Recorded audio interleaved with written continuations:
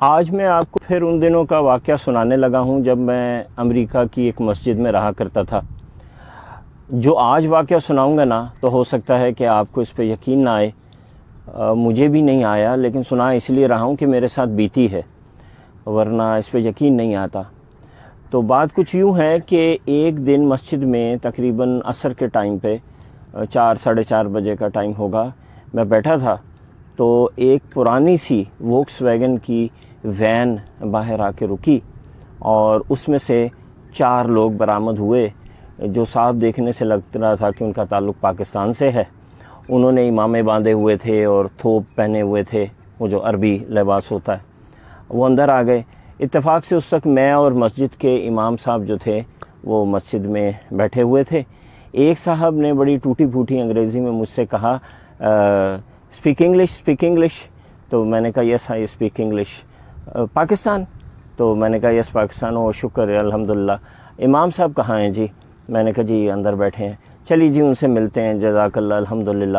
میں نے اندازہ لگایا کہ 4 لوگوں میں سے 3 کی عمریں جو ہیں وہ تقریباً 35 سے 50-55 کے بیچ میں ہیں، اور جن کو وہ امام صاحب بول رہے تھے نا، امیر صاحب بول رہے تھے، ان کی عمر کوئی 70 کے قریب ہوگی۔ خیر میں ان کو امام صاحب کے پاس لے گیا۔ جو امیر صاحب تھے ان کو عربی آتی تھی، انہوں نے امام صاحب سے عربی میں بات کرنا شروع کر دی۔ دوسرے بھائیوں نے سامان نکالا، گاڑی سے مسجد میں رکھا، مجھ سے بات چیت شروع کر دی۔ تو تھوڑی دیر کے بعد وہ کمفرٹیبل ہو گئے، انہوں نے مسجد میں بستر وغیرہ بچھا لیے، واش روم چلے گئے۔ امام صاحب نے ان کو چھوڑا اور میرے پاس آ گئے اور کہنے لگے کہ اب آپ نے نا ان کے رہن کا، صحن کا اور کھانے پینے کا ذرا خیال رکھنا ہے۔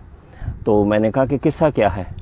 انہوں نے مجھے بتایا، جو مجھے 22 سالہ ایک یونیورسٹی اسٹوڈنٹ، میں اس وقت سوفومور تھا، یعنی میں 2nd year of university education میں تھا، مجھے اس وقت تک یہ نہیں پتہ تھا جو انہوں نے بتایا۔ انہوں نے کہا جی یہ سال کی جماعت ہے جو پاکستان میں جگہ ہے، یہ سعودی امام صاحب ہیں جو مجھے پاکستانی کو بتا رہے ہیں۔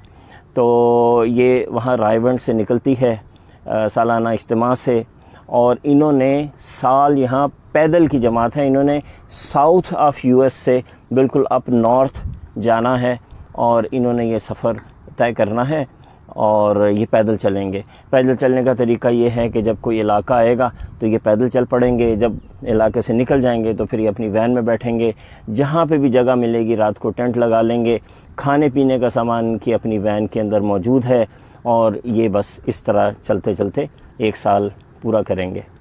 میں ظاہر ہے بینگ اے یونیورسٹی اسٹوڈنٹ، مجھے بڑا عجیب سا لگا، اور میں نے بڑا شور مچایا امام صاحب کے سامنے کہ یہ کون سا زندگی گزارنے کا طریقہ ہے، and what a waste of time and blah blah blah بلا۔ خیر مہمان تھے، میں ان کی خدمت میں لگ گیا، لیکن مجھے ان کے اس طریقے پہ غصہ بڑا آیا۔ رات ہوئی تو ان میں سے ایک صاحب نے مجھے کہا کہ حضرت کہیں ٹیلی فون بوتھ پہ لے چلیے، ہم نے پاکستان واپس اپنے مرکز پہ بتانا ہے کہ ہم کہاں پہنچے ہیں۔ میں نے کہا چلیے، میں نے اپنی گاڑی نکالی، ان کو لے کے ٹیلی فون بوتھ پہ گیا۔ انہوں نے وہاں کال ملانے کی کوشش کی، ٹائم کا فرق تھا، کال نہ ملی، تو کہنے لگے کہ فون تو مل نہیں رہا۔ اچھا بھائی کو کرتا ہوں، پتہ چلا ان کے بھائی بھی تبلیغی جماعت میں ہیں۔ تو انہوں نے اپنے بھائی کو کال کی اور ان کو کہتے ہیں کہ بھائی ہم اس جگہ پہنچ گئے ہیں اور الحمدللہ ہمارا سفر ٹھیک ہے، امیر صاحب نے کہا ہے کہ آپ لوگوں کو مطلع کریں، آپ مرکز میں جا کے بتا دیجئے گا کہ ہم یہاں پہنچے ہیں، کل یہاں سے نکلیں گے تو فلاں جگہ جائیں گے۔ فون انہیں رکھا تو کہتے ہیں لا حول ولا قوت الا باللہ۔ میں نے کہا حضرت کیا ہوا؟ تو کہتے ہیں چلیں گاڑی میں بیٹھے، میں بتاتا ہوں۔ گاڑی میں بیٹھ کے مجھے کہتے ہیں میری تو وائف کی ڈیلیوری تھی حضرت 2-3 دن پہلے، تو وہ تو میں پوچھنا ہی بھول گیا کہ وہاں کیا سلسلہ رہا۔ یہ انہوں نے کہا نا تو میں تو پہلے ہی غصہ آیا ہوا تھا، میں تو غصے سے میرا برا حال ہو گیا۔ واپس میں مسجد میں پہنچا، میں نے امام صاحب کو سائڈ پہ کیا اور میں نے کہا کہ ان سے انگلش میں کہ میں ان کا احترام کر سکتا ہوں؟ یہ تو ایسا آدمی ہے کہ جس کو اپنی بیوی کی فکر نہیں ہے، اپنا تو بتا دیا کہ میں کہاں پہنچا ہوں، اور ان کو یہ تک نہیں پوچھا کہ میری بیوی خیریت سے ہے، ہمارے ہاں کیا بچہ ہوا اور بولا سب کچھ۔ میرے امام صاحب بڑے خاموشی سے انہوں نے میری بات سنی، انہوں نے کہا بعض چیزیں وقت کے ساتھ سمجھ آتی ہیں برادر، آپ کو یہ چیز ابھی نہیں سمجھ آئے گی، آگے چل کے سمجھ میں آئے گی۔ خیر اینی ویز دوسرے دن جناب وہ وہاں سے چلے، پہلے مسجد سے نکلے، پیدل چلتے چلتے انہوں نے پورا چھوٹا سا وہ ایک گاؤں سا قصبہ تھا، اس کو کراس کیا، اس کے بعد وہ وین پہ بیٹھے اور کہنے لگے کہ ہم رات جو ہے نا تقریباً فلاں جگہ جا کے، یعنی وہ جگہ وہاں سے بنتی تھی تقریباً 10 کلومیٹر دور، انہوں نے کہا 10 کلومیٹر وہاں جا کے ہم پڑاؤ ڈالیں گے۔ ٹھیک ہے جی، 9:30 بجے کے قریب نہیں 8:30 بجے کے قریب امام صاحب مجھے کہتے ہیں چلیں وہاں چلتے ہیں اور دیکھتے ہیں کہ جو جماعت ہے وہ پراپرلی انہوں نے ٹینٹ وغیرہ لگا لی ہے کہ نہیں۔ میں نے کہا ٹھیک ہے، تو میں ان کے ساتھ گاڑی میں بیٹھ گیا، ہم چلنا شروع ہوئے، راستے میں ہم دیکھتے جاتے تھے اندھیرے میں، کہیں روشنی نظر آئے، ٹینٹ نظر آئے۔ آخر جا کے ہمیں تھوڑا آگے جب ہم نے شہر سے نکل گئے تو اندھیرے میں بالکل ایک جگہ ٹینٹ لگا نظر آ گیا، وہ بتی سی جل رہی تھی۔ ہم وہاں پہنچے تو وہاں جب میں نے ٹینٹ لگا دیکھا اس جگہ پہ تو میرے تو جسم میں نا ایک کپ کپی دوڑ گئی، میں حیران پریشان۔ میں نے امام صاحب کو کہا کہ یہ تو فلاں چرچ کی جگہ ہے، یہ ان کا پارکنگ لاٹ ہے، یہ جو پیچھے ہے یہ خالی جگہ نہیں ہے، یہ تو چرچ کی جگہ ہے۔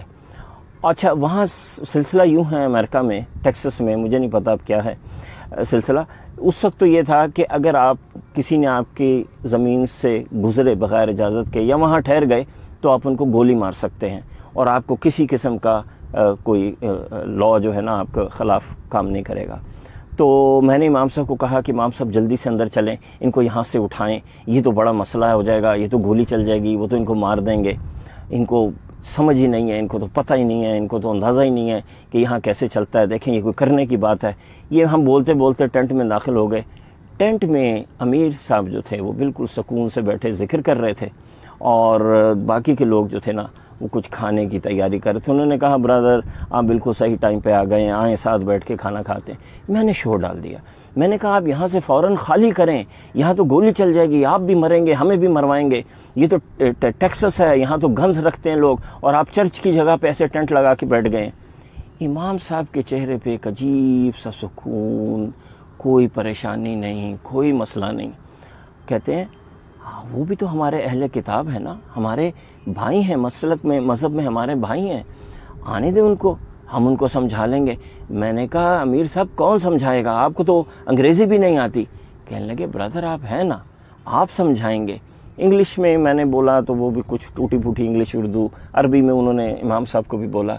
خیر میں بڑا جھنجھلایا، 1 منٹ گزرا، 2 منٹ گزرا، دل میرا دھک دھک کرے کسی بھی وقت کچھ ہو جائے گا، وہی ہوا۔ اچانک ہمیں نا باہر گاڑیوں کی لائٹس، یہ جیسے پیچھے آپ علاقہ دیکھ رہے ہیں تو اس میں سے لائٹس نا ٹینٹ کے اندر آتے نظر آئیں۔ کسی نے مائک وہ جو لاؤڈ سپیکر ہوتا ہے پکڑا اور انگریزی میں ٹپیکل ٹیکسس کے ایکسنٹ میں بولا کہ یہ آپ لوگ فوراً یہاں سے نکلو، کون ہو ورنہ ہم گولی چلا دیں گے اور یہ سب کچھ۔ تو امام صاحب کہتے ہیں کیا بول رہے ہیں، اور وہ ٹپیکل ٹیکسن ایکسنٹ تھا، وہ انگریزی کسی کی سمجھ میں نہیں آئی۔ میں نے کہا کہ وہ کہہ رہے ہیں جلدی سے یہاں سے نکلو، سامان اٹھاؤ ورنہ ہم گولی چلا دیں گے۔ امام امیر صاحب کے چہرے پہ ایک عجیب سی پرسکون مسکراہٹ آئی اور انہوں نے وہ بڑی مشہور جو سورہ یاسین کی آیت ہے وہ پڑھی کہ وَجَعَلْنَا مِن بَيْنِ أَيْدِيهِمْ سَدًّا وَمِن خَلْفِهِمْ سَدًّا فَأَغْشَيْنَاهُمْ فَهُمْ لَا يَبْصِرُونَ، کہ یہ ان کے آگے بھی دیوار اور پیچھے بھی دیوار اور ان کو نظر نہیں آتا۔ خیر مجھے اس وقت اس کی بہت زیادہ سمجھ بھی نہیں تھی، وہ تو اس دن کے بعد مجھے اس آیت کا پتہ چلا کہ یہ ہے کیا اور اس میں کتنی پاور ہے۔ تو ہمارے امام صاحب بھی ایسے سر جھکا کے، حافظ القرآن تھے، عالم تھے، انہوں نے بھی ایسے سر جھکا لیا اور ساتھ ہی ایک آخری وارننگ انہوں نے دی، 1 منٹ کی خاموشی ہوئی اور تابڑ توڑ گولیاں چلنا شروع ہو گئیں۔ اتنی تیزی سے اتنی گولیاں انہوں نے چلائیں کہ بس ایسے لگ رہا تھا کہ وار زون ہے، اور گاڑیاں بھی اتنی ہی دور کھڑی تھیں جتنا میں ہوں اور یہ پیچھے تھوڑا سا یہ جو کھلا علاقہ ہے۔ گولیاں چلتی تھیں اور ایک گولی ٹینٹ کو نہیں لگ رہی تھی، سمجھ نہیں آ رہی تھی کہ گولیاں کہاں سے جا رہی ہیں، آواز بھی آتی تھی کہ گولیاں آس پاس سے گزر رہی ہیں، اور وہ ایم بھی خیمے کا کر رہے تھے، ٹینٹ کا کر رہے تھے، کیونکہ انہیں لگ رہا تھا جیسے کوئی جن آ گئے ہیں یہاں پہ، پتہ نہیں کوئی کرمنلز ہیں۔ جتنی انہوں نے گولیاں چلا سکتے تھے وہ اگلے 15-20 منٹ تک وہ لوگ گولیاں چلاتے رہے۔ جب ان کے میگزینز بالکل خالی ہو گئے نا تو امام صاحب امیر صاحب مجھے کہتے ہیں کہ بھائی جائیے ان کو بتائیے کہ ہم کون ہیں اور کس لیے آئے ہیں۔